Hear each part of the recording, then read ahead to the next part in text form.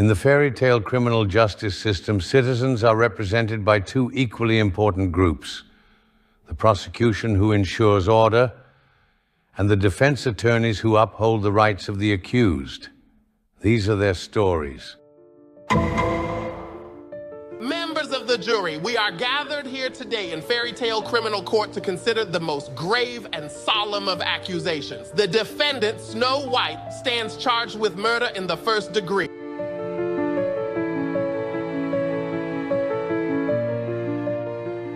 Ladies and gentlemen of the jury, an egregious offence has stained the honour of the fairy tale land. We are convened today to confront a crime as chilling as the longest winter, one that speaks of betrayal, of long festering animosity culminating in the ultimate act of violence. On the night of the Enchanted Kingdom's annual royal ball, beneath the facade of celebration, a sinister act unfolded. Snow White, driven by years of bitterness, resentment, and humiliation, entered the evil queen's private bedchamber armed with the deadliest of weapons, a poisoned apple. The prosecution will demonstrate through undeniable eyewitness testimony that Snow White deliberately poisoned the evil queen, leading to her cowardly demise. We will lay bare a history of hostility, including her well-documented feud with the victim. This trial is not about fairy tales or bedtime stories. It is about justice. The evidence will show, beyond any shadow of doubt, that it was Snow White and Snow White alone who delivered that fatal fruit, silencing her rival forever. Justice must and will prevail.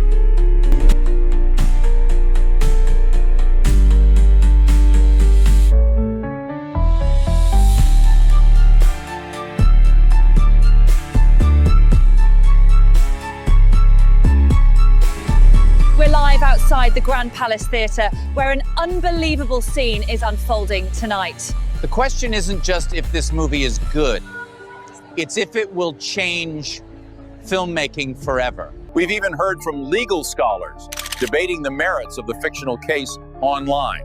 So you're not here for the movie?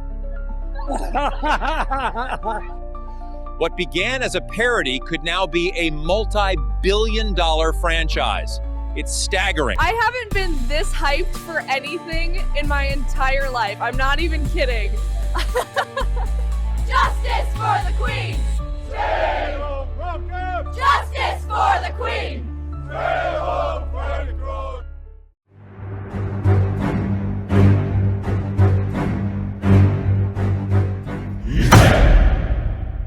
All right, people, listen the hell up. They call me Snow White, but don't ask me why. It sure ain't how I describe this scenario. And yeah, I know what you're thinking. This dress is way too frilly. But I didn't ask for any of this. 1 minute I'm polishing floors and dodging my stepmother's side eye, and the next, I'm on the run. How do you expect me to run in these high-heeled slippers? So there's this evil queen with a vanity problem, and she wants my heart on a plate. They say she the fairest of them all, but let me tell you something. She's also the scariest of them all. Fairy tales, a window into our deepest fears and desires? Well, not quite. Today we're discussing how a dark twist on classic stories may actually be reshaping our understanding of power, identity, and societal expectations. Oh, that's an intriguing perspective. What sparked this conversation? We're diving into a fascinating project by TomTom'STUDIO. It's a dark, allegorical fairy tale that turns the traditional evil queen narrative on its head. The story follows Morgana, a young woman born with magical abilities in the Kingdom of Elysia. But here's the kicker: her powers, instead of being celebrated, become a source of fear and conflict.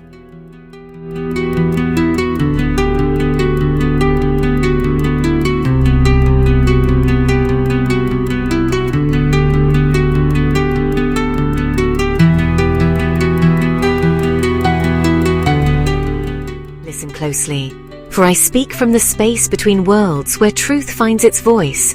I am Morgana, the so-called evil queen, but my true story begins now.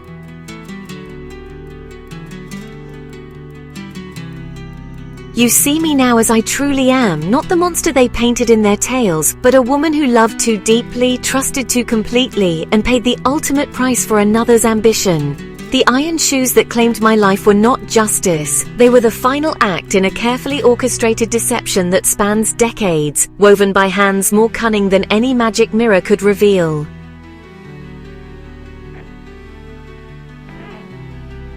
Snow White stands before the court today, accused of murder in the first degree. How fitting that the innocent princess, beloved by all, should finally face judgment for the blood on her hands. But her crime is not what you think. She did not kill me with poison or blade, with spell or curse. She killed me with something far more deadly.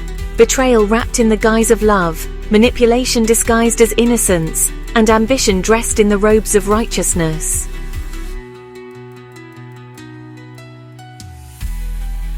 I was 7 years old when she entered my world, a storm-born child like myself. But where I brought questions and curiosity, she seemed to bring answers and light. My father, King Frederick, saw in her the daughter he wished I could be, pure, untainted by the gifts that marked me as different from birth, unmarked by the strange dreams and visions that plagued my sleep even as a child.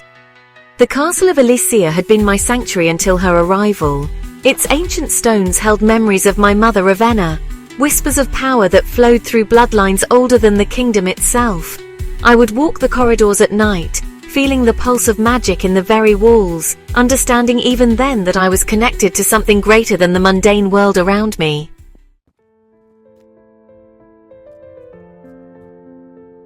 But Snow White's presence changed everything. Where once I had been the center of my father's attention, suddenly I became a shadow in her light. Where once the servants had smiled at my approach, now they hurried past with averted eyes.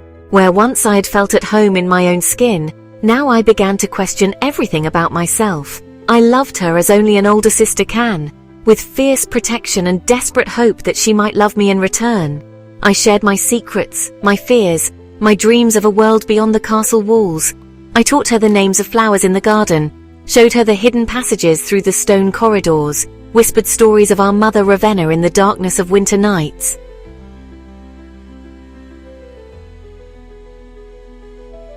I told her about the visions that came to me in dreams, the glimpses of futures that might be, the voices that spoke to me from the spaces between sleeping and waking.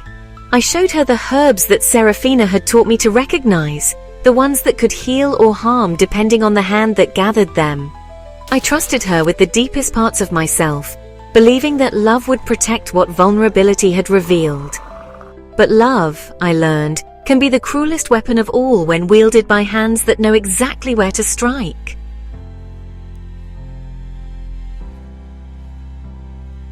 As we grew, I discovered my true nature through forbidden paths that led deep into the ancient forest. Seraphina, my mentor, my guide, my connection to the old ways, taught me to read the language of herbs and roots, to understand the whispers of wind through leaves, to touch the pulse of life that flows beneath all things. These were not dark arts, as the court would later claim, but the oldest wisdom, the knowledge that connects all living things in an endless web of being.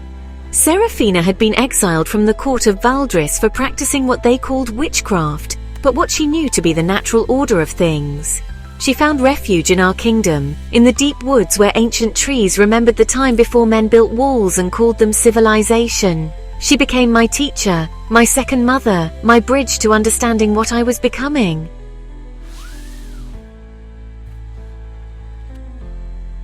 Under her guidance, I learned to brew potions that could ease pain, to weave spells that could mend broken hearts, to commune with spirits that dwelt in the spaces between worlds. I discovered that the visions I had experienced since childhood were not madness, but prophecy, not curse, but gift. I began to understand that I was not broken or wrong or evil. I was simply different, connected to powers that most people feared because they could not comprehend them. In those sacred groves I found myself, not the cursed princess the court whispered about, but a woman of power, passion, and purpose. With my huntsman, my first love, my truest companion, I discovered what it meant to be fully alive. He was the son of the forest, raised among the trees and streams, understanding the natural world in ways that castle-bred nobles never could.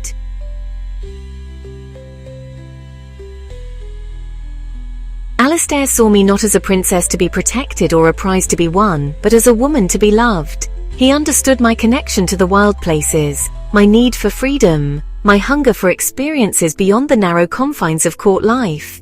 With him, I could be myself completely. Not the dutiful daughter, not the proper princess, but Morgana the woman, Morgana the sorceress, Morgana the dreamer who dared to imagine a world where choice had meaning. Those moments of ecstasy and enlightenment became my sanctuary, my truth, my rebellion against a world that demanded I be small and silent and grateful for the cage they called protection.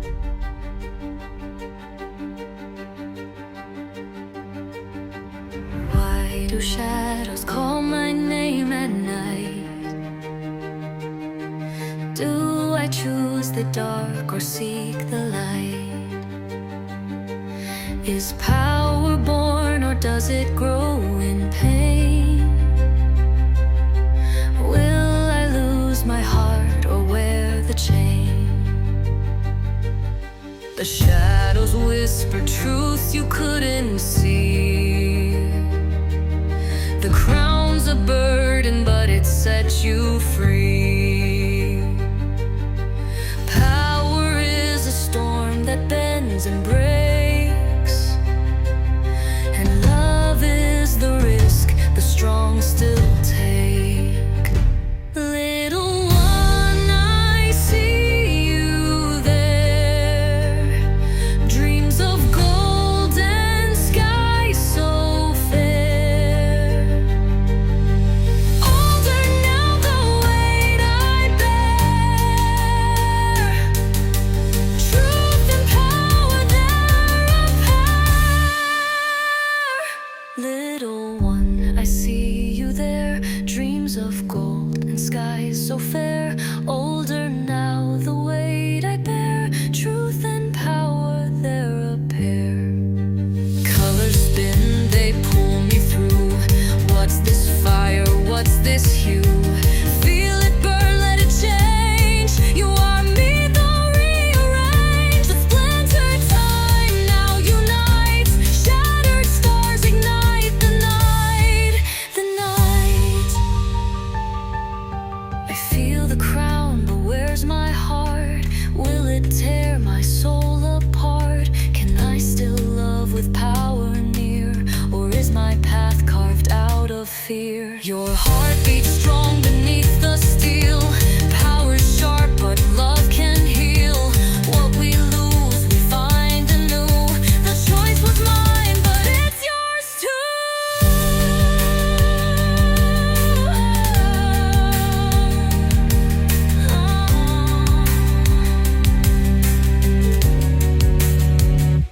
Little one, I see you there. Dreams of gold and sky so fair. Older now, the weight I bear. Truth and power, they're a pair. Little colors spin, they pull me through. What's this fire? What's this hue? Feel it burn, let it change. You are me, though rearrange. Your heart beats, you're strong, though unite, shine. Shattered stars ignite the night, the night.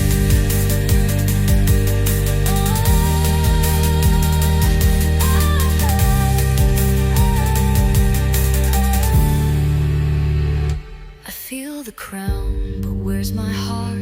Will it tear my soul apart? Can I still love with power near? Or is my path carved out of fear? Your heart beats strong beneath the steel. Power sharp, but love can heal.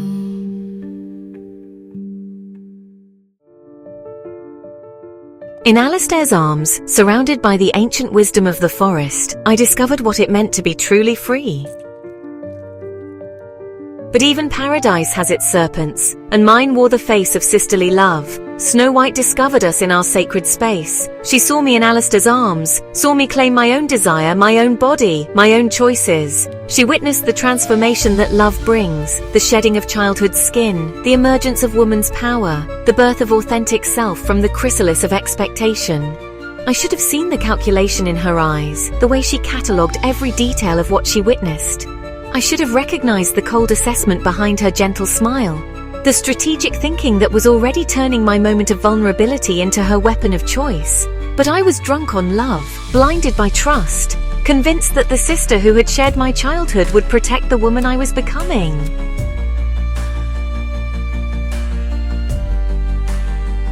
I trusted her with my deepest secret, believing that sisterly love would protect what romantic love had created. I looked into her eyes and saw what I thought was understanding, acceptance, even joy for my happiness. How naive I was. How completely I misread the calculation behind her gentle smile. She went to Malakar, my father's advisor, that shadow weaver who had been pulling strings since my mother's death. Malakar was a creature of ambition disguised as loyalty, a man who understood that power lay not in the throne itself, but in the whispers that shaped the thoughts of those who sat upon it. He had been waiting for an opportunity to remove me from the line of succession, and Snow White had just handed him the perfect weapon.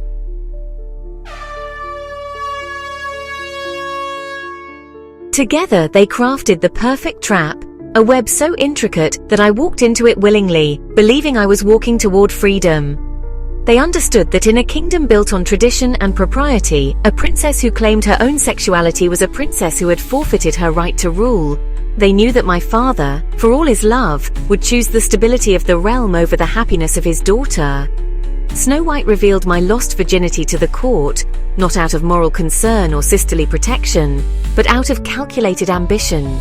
She knew that scandal would force me into a political marriage, would strip away my independence, would transform me from beloved princess into trapped queen.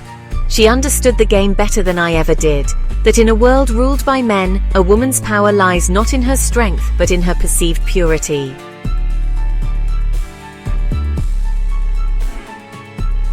The revelation was delivered with perfect timing, perfect phrasing, perfect emotional manipulation. She came to my father with tears in her eyes, claiming she was worried about my safety, concerned about my reputation, desperate to protect me from the consequences of my own choices. She made it seem as though she was sacrificing her own comfort to save me from myself. My father, King Frederick, was a good man but a weak one. He loved me. I never doubted that, but he loved his kingdom more. When faced with the choice between defending his daughter's right to choose her own path and maintaining the stability of his reign, he chose stability. He chose the easy path, the expected path, the path that would cause the least disruption to the carefully ordered world he had spent his life building.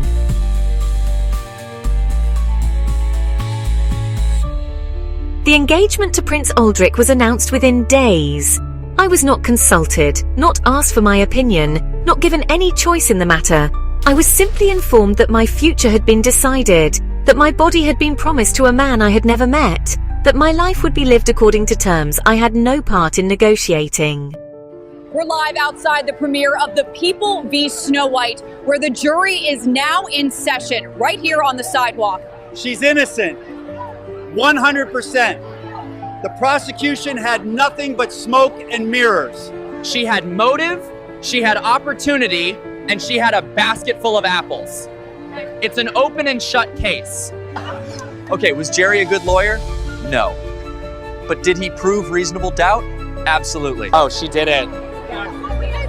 We all know she did it. And honestly, good for her. It wasn't about the law. Jerry made you feel she was innocent. Sophie was terrifying. The way she stared down witnesses, chills. Your guy was crying. Sansa was a shark. There is no competition. The whole People v. Snow White trial is a metaphor. Is it legal? Is it ethical? Who cares? This is the price of true art. It's not about the verdict. It's about forcing a Supreme Court case on digital copyright. I declare it legal. Case closed. Now who has my pocketbook? Hear ye, hear ye! The fate of the princess rests with the viewers at home. Okay, so we have two choices. The future of the franchise is literally in our hands. It's simple. You vote in the comments. You decide the sequel. If we vote guilty, we get a Prison Break movie. Snow White in the Enchanted Kingdom, Supermax. Vote guilty. I want to see her shank a guard with a sharpened candy cane. Think of the action, the suspense. Snow White leading a prison riot. Vote guilty. But if she's innocent, we get a political thriller. Snow White taking her rightful throne. Vote innocent. I want to see her navigate the complex politics of the royal court. Snow White becoming a queen. Vote innocent. Do not just like the video. Go to the comments and vote. It's your duty. If she's guilty, Jerry has to be the one to break her out of prison. It's the only way. Bow to me, child, or I'll see your bones turn to cinders. But I'm done hiding. That huntsman did me a solid, and now I'm ready to pay back that favor. It's time to storm the castle, crack that magic mirror, and show the evil queen once and for all exactly who she's fucking with.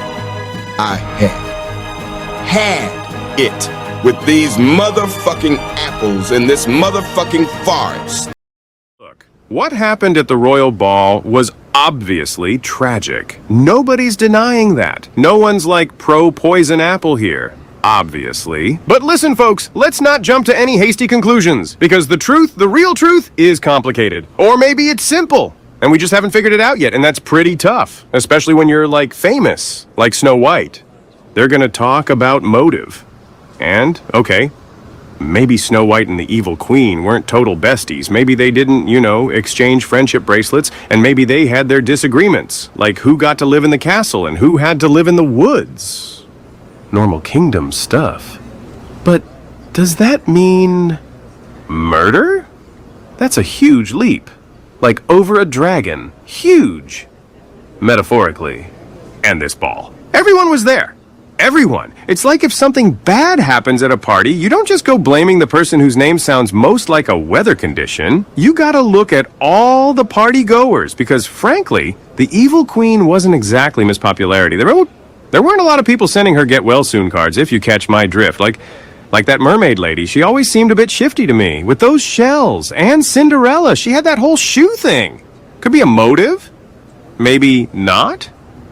But that's what we're here to discuss. Objection. Your Honour, that is not what we're here to discuss. Counsel is engaging in wild speculation about individuals not on trial and offering no basis in evidence. The deceased's general popularity or lack thereof is not evidence, nor is it relevant unless counsel can connect it to a specific alternative perpetrator with actual proof. This is irrelevant and frankly grossly prejudicial. Sustained on all counts. Jerry, Pumpkin, are you trying to give Ms. Stark an aneurysm before lunch? Either tell this jury what evidence you actually have that points away from Snow White, or move on to your next point. Admissible points, right? Very important. Okay, my point is, there were other people there at the ball who maybe didn't like the Queen. That's a fact, right?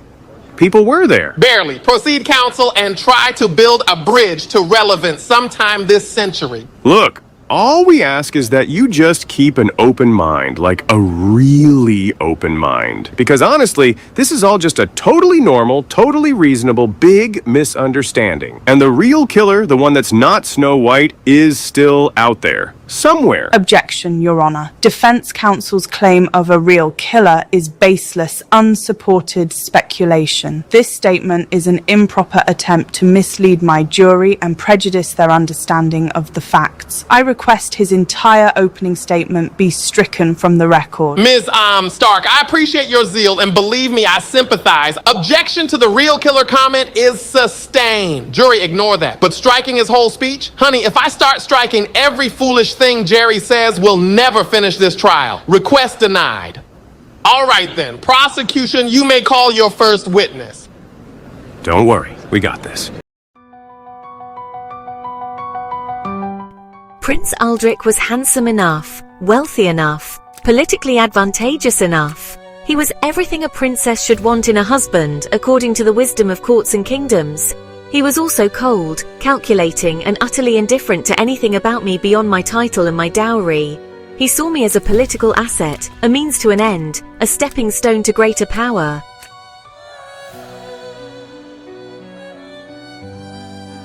The engagement ball was Snow White's masterpiece, a performance so flawless that even now, speaking from beyond death itself, I can admire its cruel artistry.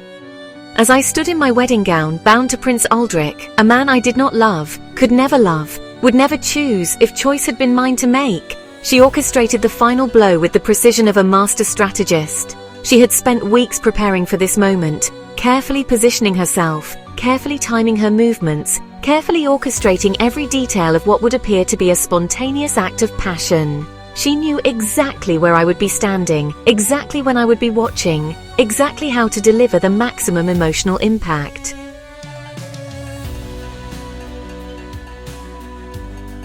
She kissed Alistair, my heart, my soul's true companion, in full view of the court, in full view of me. Not out of passion, not out of sudden desire, but out of calculated cruelty. She wanted me to see. She wanted me to break. She wanted to watch the exact moment when hope died in my eyes and something darker took its place. The kiss was perfect in its cruelty, timed to the second, positioned for maximum visibility, performed with just the right combination of apparent spontaneity and obvious passion. The court gasped, my father frowned, Prince Aldrich looked annoyed at the disruption to his engagement celebration. But I knew the truth. I saw the calculation in her eyes, the satisfaction in her smile, the triumph in her posture.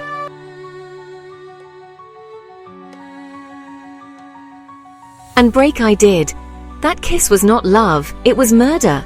The murder of who I was, who I could have been, who I was meant to become. In that moment, watching my sister claim my lover while I stood shackled by her betrayal, Morgana the dreamer died. What rose in her place was the evil queen, born not of inherent wickedness, but of systematic destruction at the hands of those who claimed to love me most. But even then, even in that moment of ultimate betrayal, I did not understand the full scope of her plan. I thought it was jealousy perhaps, or some twisted need to possess what belonged to another. I could not conceive of the deeper game she was playing, the longer arc of her ambition, the sophisticated understanding of human nature that allowed her to manipulate not just me, but everyone around us.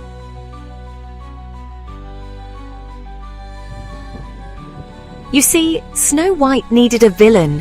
Her story required an antagonist, a dark mirror to reflect her own supposed light. She could not simply be good. She had to be good in contrast to someone evil. She could not merely be innocent. She had to be innocent in opposition to someone corrupt. She could not just be worthy of the crown. She had to be more worthy than someone unworthy. And so she created me. Not the real me, but the version of me that served her narrative. She took my gifts and made them curses, my independence and made it selfishness, my passion and made it corruption. She fed the court's existing prejudices about women who claimed their own power, women who refused to be contained, women who dared to want more than the narrow roles society had prepared for them. Magic mirror on the wall. Who's the fairest of them all? You've asked this before. Maybe go take a nap. Snow White is the fairest, my queen. No cap. Every whisper in the court about my strangeness, every raised eyebrow at my unconventional interests, every suggestion that I was somehow unfit for the crown, all of it traced back to seeds she had planted with careful words and meaningful glances. She turned my relationship with Serafina into evidence of dark magic, my love for Alistair into proof of moral corruption, my very existence into a threat to everything the kingdom held dear. The transformation was gradual, so subtle that I barely noticed it happening. One day I was the beloved princess. The next I was the subject of worried whispers. One day I was my father's heir. The next I was a problem to be solved. One day I was a woman with choices. The next I was a prisoner in my own life.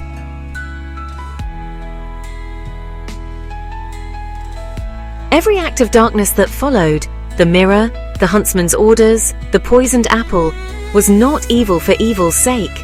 It was, honestly, the desperate thrashing of a drowning woman, trying to reclaim some semblance of control in a life that had been stolen from her piece by piece. Each choice I made in darkness was a response to the systematic destruction of everything I had ever valued, everyone I had ever loved, every possibility I had ever imagined for my future. The magic mirror became my confessor, the only voice that would speak truth in a world built on lies. When I asked who was the fairest, I was not seeking vanity's confirmation. I was seeking validation that I still existed, that some part of the woman I had been remained visible in the monster I had become. The mirror showed me what I needed to see, that I was still here, still fighting, still refusing to disappear completely into the role she had written for me.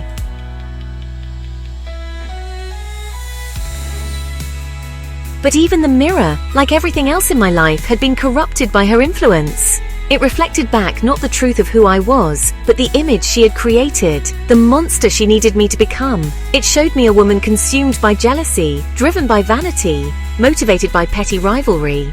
It gave me the villain's lines to speak, the villain's motivations to embrace, the villain's destiny to fulfill. When I ordered Alistair to take Snow White into the forest, I was not ordering her death. I was ordering my own liberation. I thought that if she were gone, if her influence were removed, perhaps the spell she had cast over my life might break. Perhaps I could find my way back to who I had been before her poison infected every choice, every breath, every moment of my existence.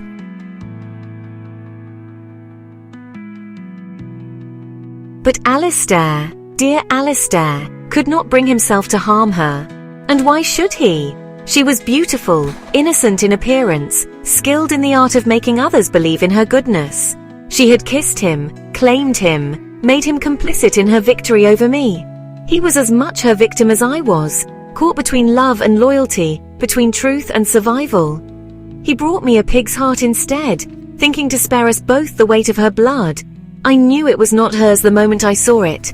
A woman knows the rhythm of her rival's heart, can feel its beat even from a distance. But I said nothing, did nothing, because part of me, the part that still remembered love, was grateful that he had chosen mercy over vengeance. Please state your full name and occupation for the record. Cinderella. Princess Cinderella.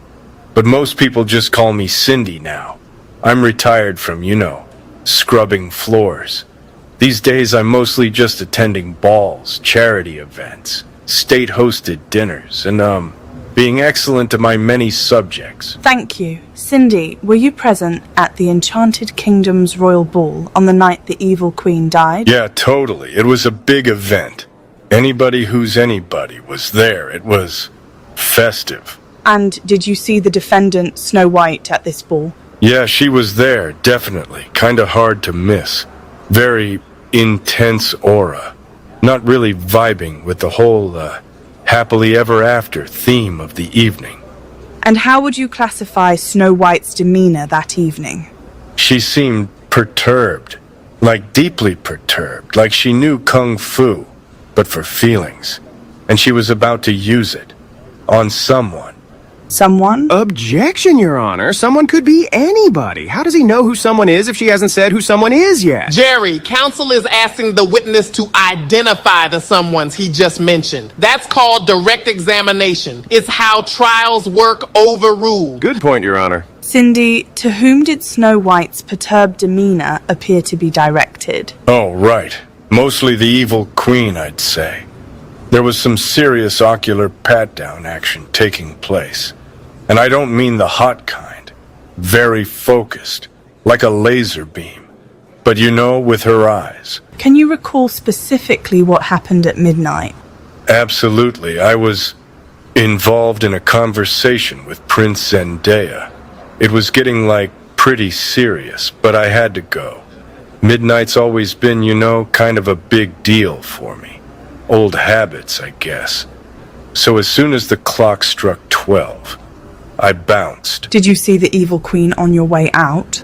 Yeah, I saw her in the hall. She left early, too, and was going back to her bedchambers. Objection! How does Cinderella know she was going to her bedchambers? Maybe she was going to the Royal Library, or the Dungeon Snack Bar. That's pure speculation! Jerry, baby, while your enthusiasm is noted, that objection is called cross-examination, and we're not up to that part yet. Oh yeah, that sounds right. Do you have maybe another objection, a more procedural objection, perhaps regarding the foundation of the witness's last statement?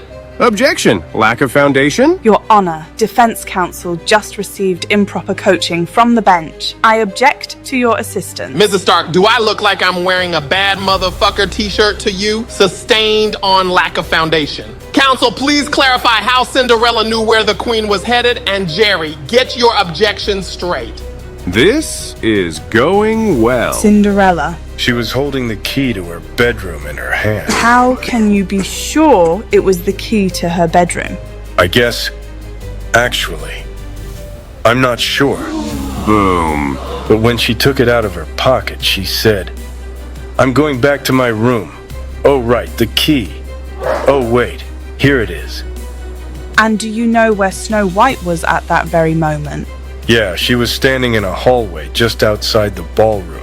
In the shadows, you know? Very stealth mode. Like if you've ever seen someone trying really hard not to be seen. Snow was crushing it. But I definitely saw her. Because I see everything. It sounds like you got a good look at Snow White. Was she holding anything? Oh yeah, definitely. She was holding a basket. With apples, red ones, lots of apples.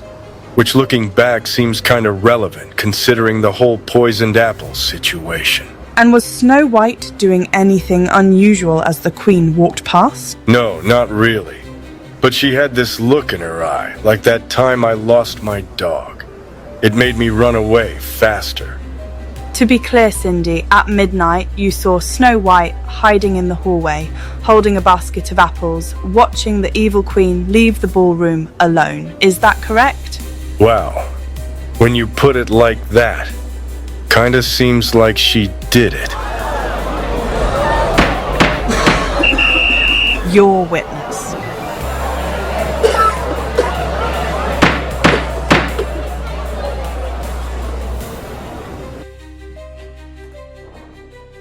The apple was my final gambit, my last attempt to reclaim agency in a story that had been written without my consent. But even that act of supposed evil was corrupted by love. I made the poison temporary, reversible, a sleep that could be broken by true love's kiss.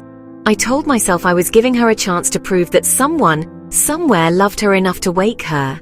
But the deeper truth, the one I could barely admit even to myself, was that I was giving myself a chance to be wrong about her. I was hoping against all evidence that she might wake and choose differently. That she might remember the sister who had loved her before ambition poisoned her heart. I was praying that the sleep might somehow purge the darkness from her soul, as it was meant to purge the life from her body.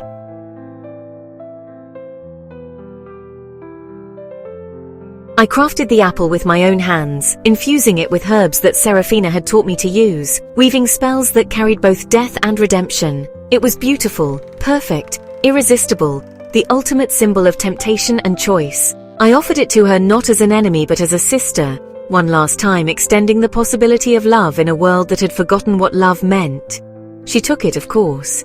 She bit into it with the same calculating smile she had worn when she kissed Alistair, the same cold assessment she had shown when she betrayed my secrets to the court. Even as the poison took hold, even as she fell into the enchanted sleep, I saw no fear in her eyes, no regret, no recognition of what she had done to deserve this fate.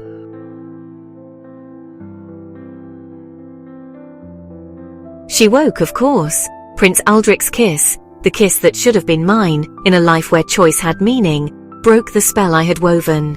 And in that moment of her awakening, my fate was sealed. She had survived my final attempt to reclaim my story, and now she would write the ending herself. The trial that followed was a masterpiece of theatrical justice, a performance so convincing that even I almost believed in its legitimacy. She stood before the court in white, the very picture of innocent victimhood, while I was dragged in wearing chains that seemed to grow heavier with each step. The contrast was deliberate, carefully orchestrated to reinforce the narrative she had spent years constructing.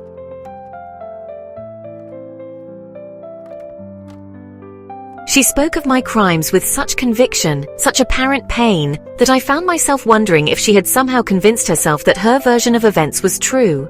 She described my jealousy as if it had sprung from nowhere, my cruelty as if it had no cause, my evil as if it were an inherent part of my nature rather than a response to systematic destruction. The court listened with rapt attention, nodding along with her testimony, murmuring their approval of her courage in facing down the monster who had terrorized her for so long. They saw what she wanted them to see. A pure young woman finally finding the strength to speak truth to power. A victim finally getting her day in court.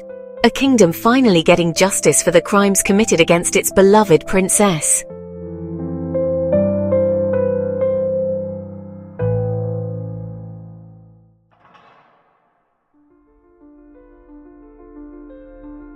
What they did not see, what she made sure they could never see, was the careful architecture of manipulation that had created the very monster they were now condemning. They did not see the years of subtle pressure, the gradual erosion of my support system, the systematic corruption of every relationship I had ever valued. They did not see how she had turned my gifts into curses, my independence into selfishness, my passion into pathology. They saw only the end result, a woman consumed by darkness, driven to acts of unspeakable evil by forces they could not understand and did not care to examine. They saw the evil queen, the wicked stepmother, the monster who had gotten exactly what she deserved. And perhaps that is the most insidious aspect of her crime. She made my destruction seem not only justified but inevitable. She created a version of events so compelling, so internally consistent, so emotionally satisfying that questioning it would have required more courage than any of them possessed. It was easier to believe in her innocence than to confront the possibility that their beloved princess was capable of such sophisticated cruelty.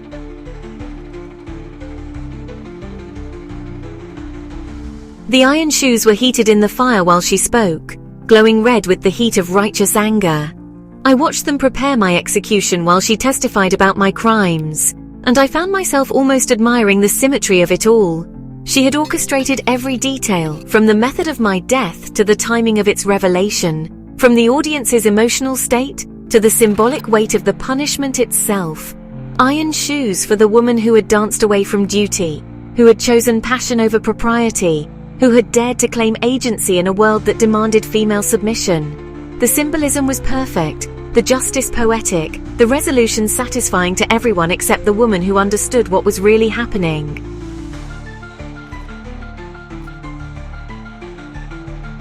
As they forced the shoes onto my feet, as the metal began to burn through flesh and bone, as I took my first agonizing steps in what would become my final dance, I looked at Snow White one last time. I searched her face for some sign of recognition, some flicker of the girl who had once called me sister, some trace of remorse for what she had done.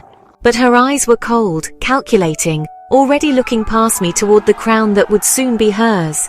She watched my death dance with the same detached interest she might have shown for any other entertainment, any other spectacle designed for the amusement of the court. And in that moment, I finally understood the full scope of what she had accomplished. She had not simply destroyed me. She had made my destruction into a celebration. She had turned my death into the foundation of her reign, my suffering into the source of her legitimacy, my final moments into the opening act of her triumph. The court applauded as I danced, believing they were witnessing the triumph of good over evil.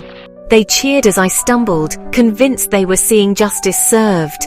They celebrated as I fell, certain they were watching the end of a threat to everything they held dear.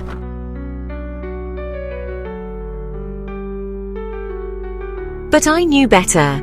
I knew that they were not witnessing justice but its opposite. They were not seeing the defeat of evil, but its coronation. They were not celebrating the triumph of good, but the victory of the most sophisticated evil any of them could imagine. Snow White had won completely, totally, absolutely. She had the crown, the kingdom, the prince, and most importantly, the story. She had transformed herself from manipulator to victim, from architect of destruction to innocent survivor, from the true monster into the purest symbol of goodness their world had ever known. And she had done it all by destroying me so completely, so systematically, so convincingly that even my death became evidence of her virtue rather than her crime. Yet even as the iron burned through my feet, even as my life ebbed away with each agonizing step, I found myself thinking not of revenge, but of understanding. In those final moments, as pain stripped away all pretense and left only truth, I began to see the deeper patterns that had shaped our lives. Snow White was not born evil any more than I was born good. She was created by the same forces that created me, shaped by the same pressures, molded by the same expectations. 'Cause I'm Snow White, motherfucker. And I'm about to put a bullet in this bedtime story. Now pass me that apple. After everything we've heard, there's only one witness who can truly speak to the heart of this matter. The defense calls Snow White to the stand.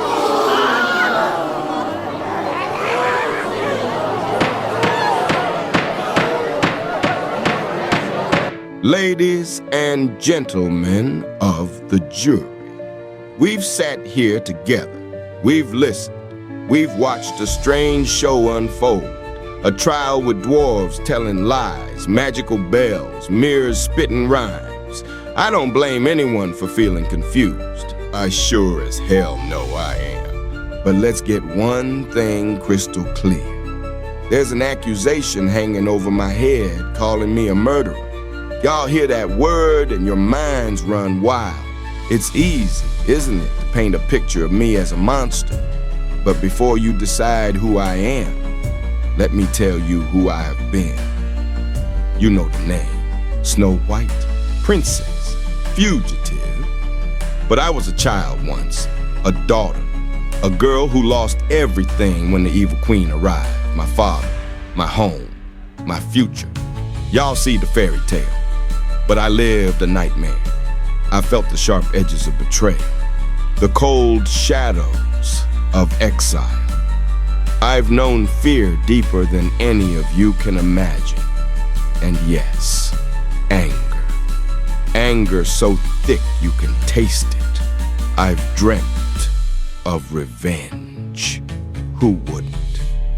But here's the difference. The real difference. Dreaming of justice ain't the same as dealing death. Anger ain't action. Resentment ain't poison. And pain does not make a murderer. The woods were my sanctuary. That wasn't an adventure. That was survival. And yes, there were days filled with bitterness so sharp it could cut glass. Does that make me a killer? Or does it make me human? Someone pushed to the very edge. Someone who had everything taken from him. Someone who had to fight just to see another sunrise. They call me the fairest of them all, but that ain't me. That's a label someone else chose. The evil queen's envy branded me, and now this court brands me again. Do you know what that means? It means you're judged not by what you do, but by what people think you are.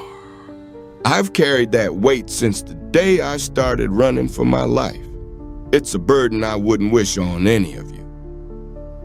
That night at the ball, I returned to my home not to kill, not to give in to my need for revenge, but for justice, to finally face the woman who cast me out into the darkness. But my weapon was never poison, it was truth, speaking my truth to power. It was strength. Being able to stand up and tell her she didn't own me anymore. They say the mirror sees everything, that it knows everything, that it knows the truth. But is the truth always so easily packaged in the way things appear on the outside?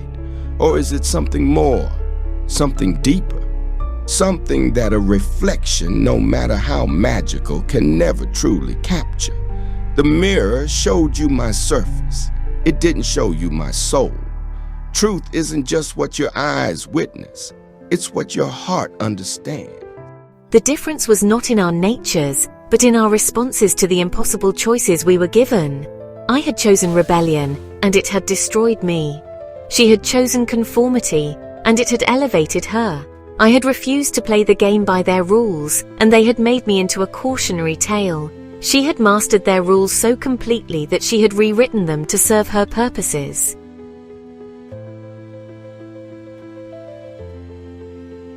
In a world that demanded women be either saints or sinners, angels or demons, pure or corrupt, she had found a way to be both and neither. She had learned to wear innocence like armor while wielding cruelty like a blade. She had discovered that honestly, the most effective evil is the kind that convinces everyone, including sometimes itself, that it is actually good. This realization brought me not anger, but a strange kind of peace. I understood finally that we had both been victims of a system that gave us impossible choices, and then punished us for the choices we made. The tragedy was not that one of us had won and the other had lost, but that we had been forced to become enemies when we should have been allies. But understanding did not change the reality of what she had done to me, what she had taken from me, what she had destroyed in her quest for power. Even if I could forgive the system that had shaped us both, I could not forgive the deliberate cruelty with which she had wielded that system against me. As my dance continued, as the iron ate deeper into flesh and bone, I found my voice one last time, not to curse her, not to proclaim my innocence, not to beg for mercy that would never come. Instead, I spoke the truth that had taken me a lifetime to understand. "You have won," I said, my words carrying across the suddenly silent court. "You have the crown, the kingdom, the story. You have everything you ever wanted, but know this, sister. In destroying me, you have also destroyed the only person who ever truly knew you, the only person who remembered who you were before you became who you needed to be." She flinched then, just slightly, just enough for me to see that somewhere beneath the perfect facade, some small part of the girl I had once loved still existed. But it was too late for that recognition to matter, too late for that humanity to change anything. "I forgive you," I continued, "and I meant it. Not because you deserve forgiveness, but because I refuse to let hatred be the last thing I feel. I refuse to let your poison be the final taste in my mouth. I choose to remember love, even if you have forgotten what it means."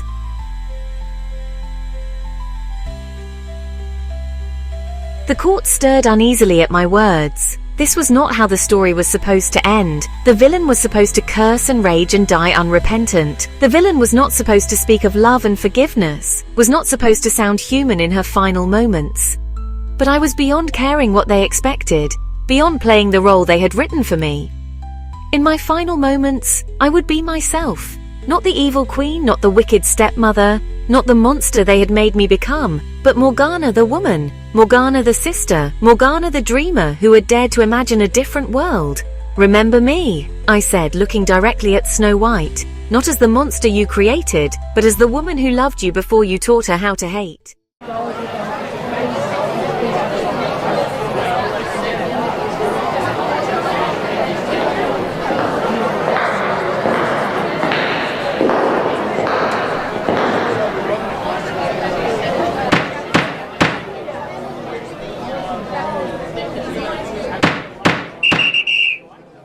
Miss Stark, please call your next witness. Your Honor, the people call the magic mirror to the stand.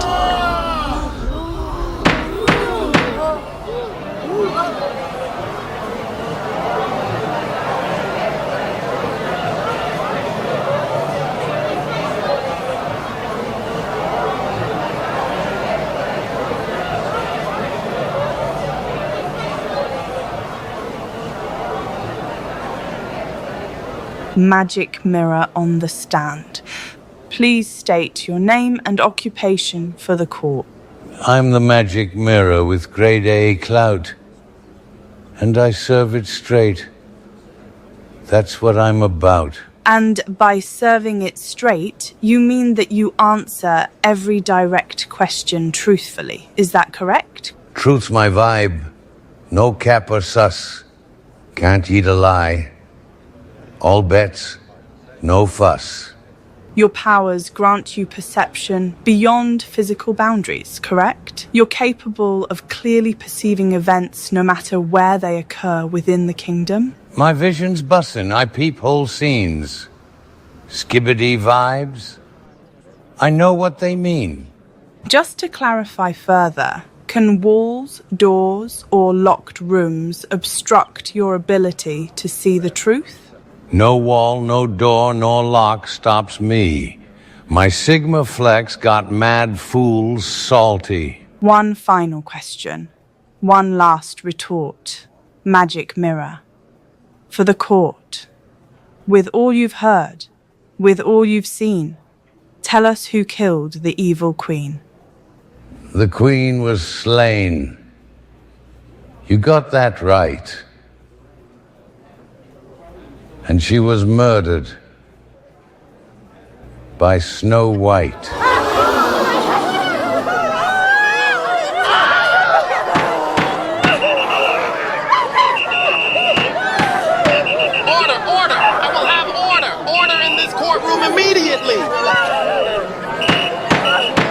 The prosecution rests.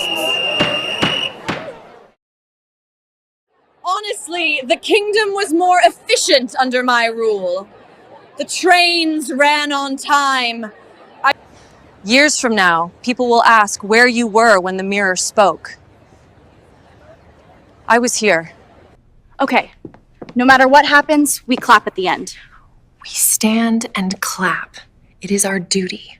If she's guilty, Jerry has to be the one to break her out of prison. It's the only way. I'm campaigning hard for the prison break scenario. It has more action. The political thriller is the more mature, artistically valid choice. A shiv or a scepter? A prison yard or a palace? The choice is yours. So please, share the movie and tag the actors. We need their reactions. Sam! It's a brilliant symbiosis. The more viral exposure the film gets, the grander the cinematic universe becomes. Remember that once, before crowns and kingdoms and power corrupted everything between us, we were sisters. We were family. We were each other's first and truest love.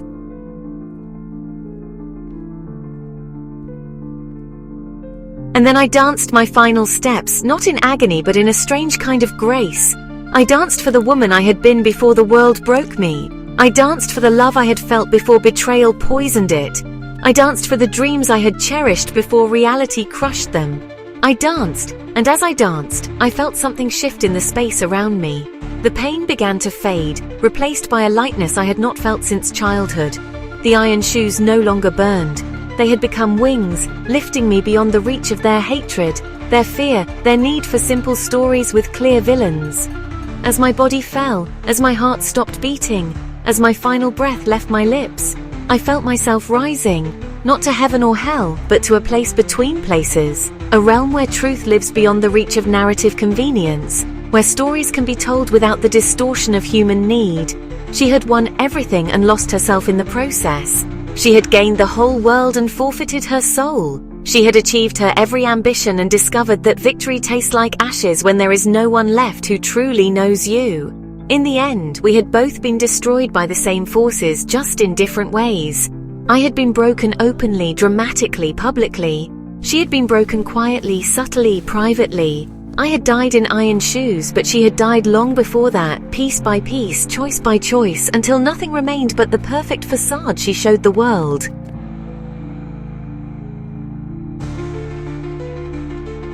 This is the truth I bring before this court today. This is the testimony I offer from beyond the grave. This is the evidence I present for crimes that go far deeper than murder, far beyond death, far into the realm of absolute evil disguised as absolute good. Snow White stands accused, and I tell you, she is guilty. Not just of my death, but of something far worse, the murder of truth itself, the assassination of justice, the complete corruption of everything that should be sacred in the bonds between those who claim to love each other. But I also tell you this, she is as much a victim as a perpetrator, as much a casualty as a criminal. The system that destroyed me also destroyed her, just more slowly, more subtly, more completely. We were both sacrificed on the altar of a world that demands simple stories, clear heroes, obvious villains. The real crime here is not what she did to me, or even what I did to her. The real crime is the world that made us into enemies when we should have been allies, that forced us to destroy each other when we should have been fighting together against the forces that sought to control us both. I am Morgana, the evil queen, the wicked stepmother, the monster in the mirror, but I am also the sister who loved too much, the woman who trusted too deeply, the dreamer who dared to imagine a world where choice had meaning and love had power. Both versions are true, both versions are me, and both versions are the creation of a world that cannot tolerate complexity, cannot accept ambiguity, cannot allow women to be anything other than saints or sinners. This is my final testimony, my last words, my ultimate truth. Do with it what you will. But remember as you judge her, that the woman you see before you is not the innocent she pretends to be, nor is she the monster I was forced to become. She is something far more dangerous and far more tragic. She is what happens when a human being learns to survive by becoming exactly what the world demands, no matter the cost to her soul. In the end, we are all victims of the stories we tell ourselves, the roles we are forced to play, the choices we are given by a world that offers no good options. Snow White and I were both casualties of a war we did not start, soldiers in a battle we did not choose, players in a game whose rules were written long before we were born. The only difference is that I refused to play by those rules, and it destroyed me. She mastered those rules so completely that they destroyed her from within. Neither of us won. Neither of us truly lived. We both died long before our bodies gave up the pretense of life. This is the real tragedy, the true crime, the ultimate injustice. Not that one of us triumphed over the other, but that we were never given the chance to discover who we might have been if we had been allowed to write our own stories, make our own choices, love each other without the weight of the world's expectations crushing everything beautiful between us. I am Morgana, and this is my testimony. Judge us both, but judge also the world that made us what we became. And perhaps in that judgment, find the wisdom to ensure that no other sisters are forced to destroy each other in service of stories that satisfy everyone except those who must live them. Remember us not as hero and villain, but as two women who loved each other before the world taught them how to hate. Think about your own lives, your moments of fear, your moments of injustice, those times when the world was against you. When your own story was being twisted by others, told by everyone but yourself, what would you have done? What lengths would you go to, not for a crown, not for revenge, but just to breathe free, to reclaim the simple dignity of living life on your own terms? You have to decide for yourselves. What story will you believe? The one reflected in the glass? The one you hear whispered in hallways behind your back, or the one that beats in your chest, the one that knows both the deepest winter and the unquenchable hope for spring? Because the truth is, we're all reflections, every one of us, and reflections don't show the full story. They just show us what we already believe. In the end, maybe it doesn't matter who's the fairest or who's flawed. Maybe what truly matters isn't the stories we tell, but how we choose to see each other.